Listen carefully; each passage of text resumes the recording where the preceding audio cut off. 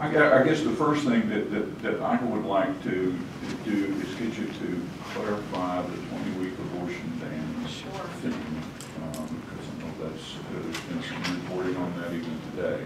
Yes, my position on that has not changed. It's no different than it was when I stood on the Senate floor on June the 25th.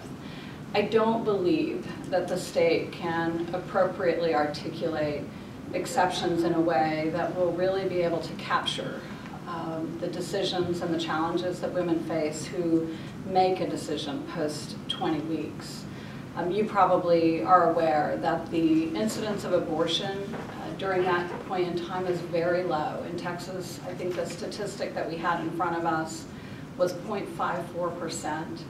And those are taking place in the context of women who are either facing a personal medical decision for themselves or because they've discovered a severe fetal abnormality. And my discomfort with the legislature defining the exceptions to when an abortion could occur post 20 weeks is that they'll never truly be able to capture every situation that a woman might face.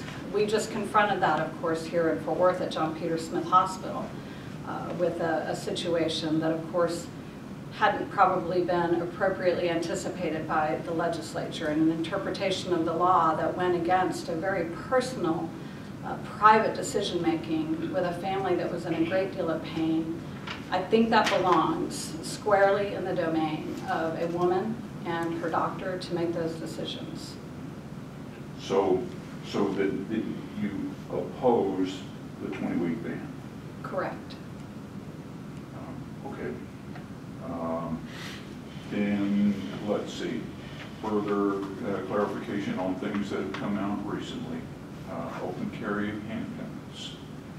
Again, is that a change in position for you?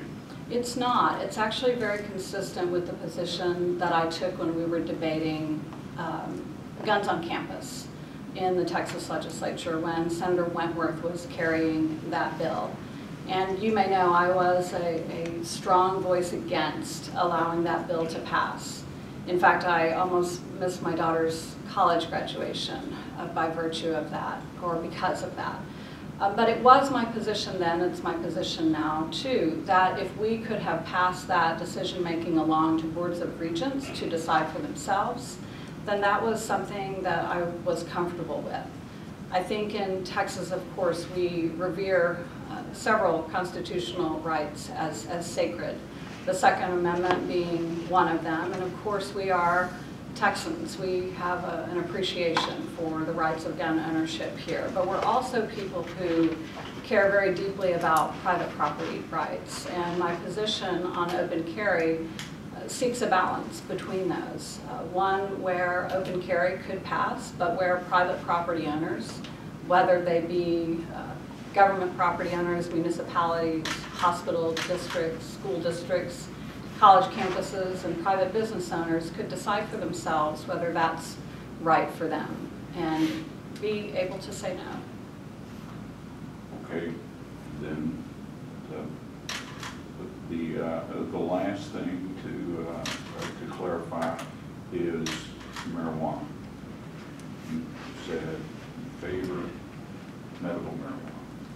What I have said is that I personally don't take issue with the use of marijuana in that setting, but that for Texans, that's a decision that I know they will want to make for themselves.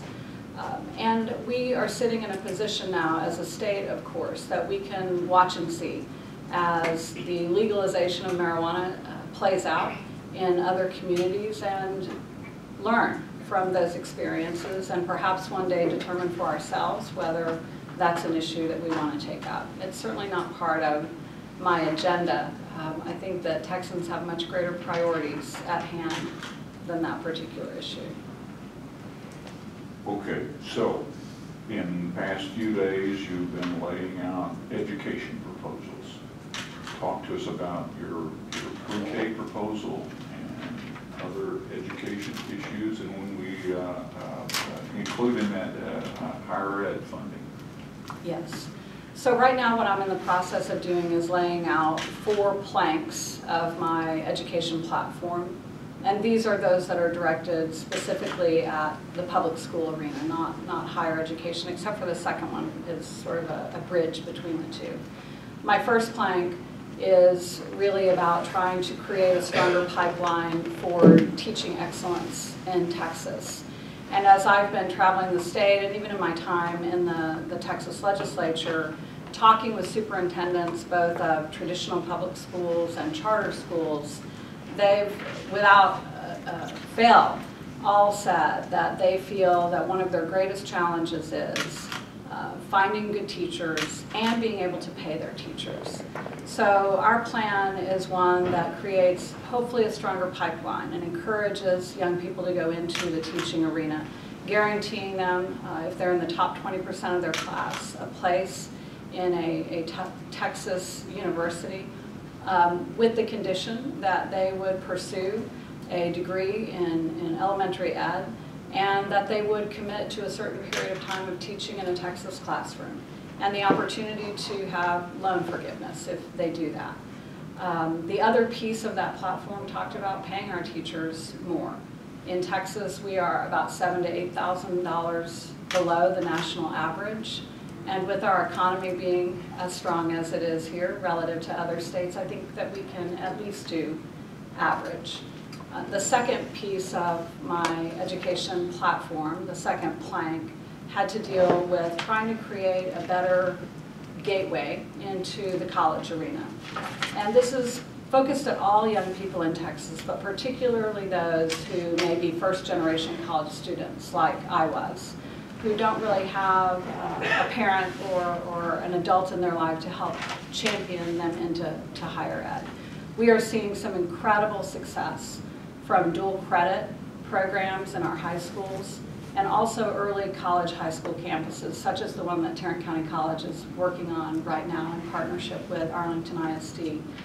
These are ways that we can help move students into the college pipeline, help them see that college is something that can belong to them and that fits for them.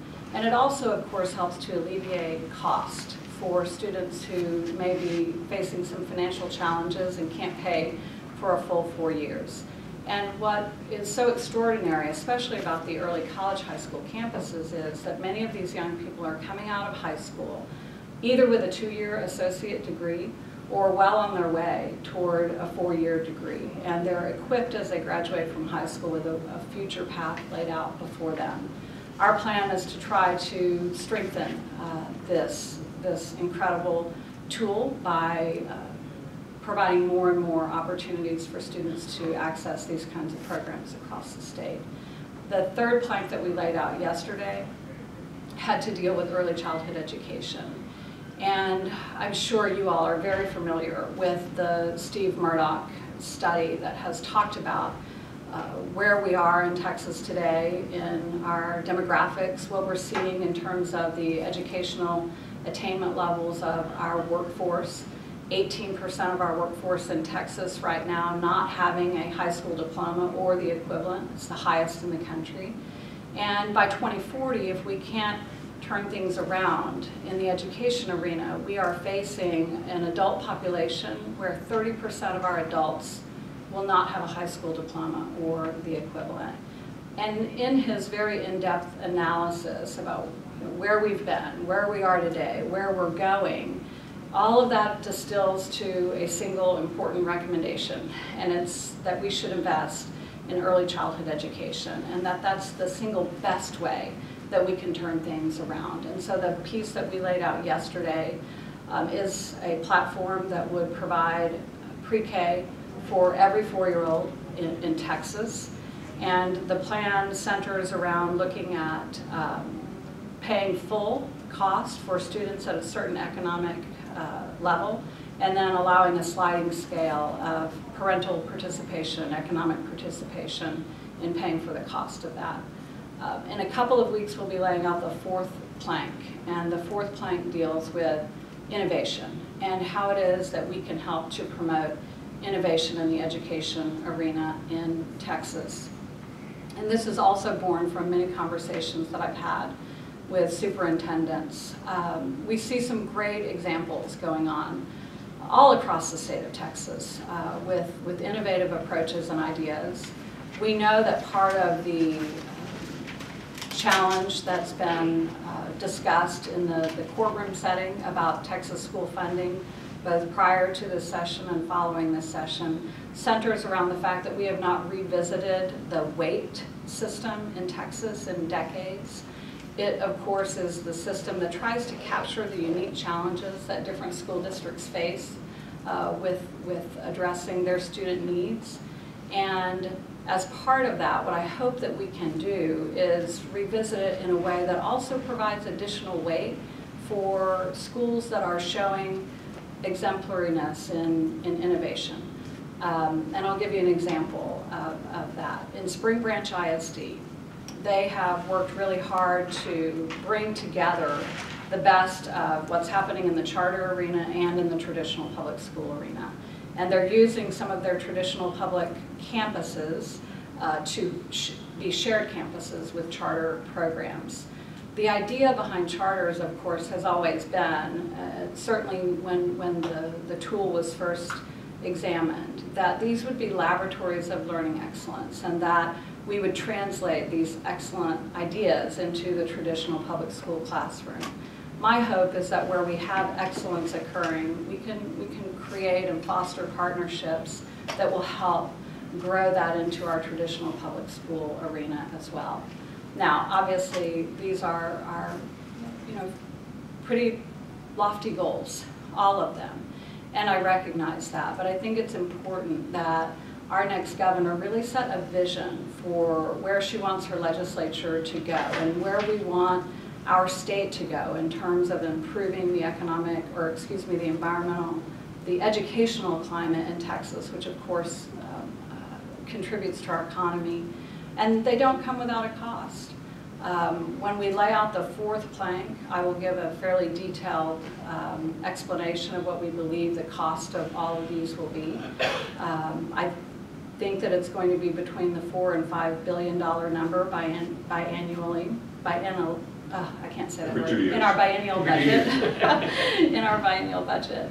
And we'll talk about specific ways that we believe that we can accommodate those costs. It may be the case, and it's likely the case, that these ideas will form over time and they won't all be implemented overnight. So I wouldn't expect that that full cost would come on the table immediately, but I do think it's important for us to put these goals in front of us and to do everything we can to try to get there.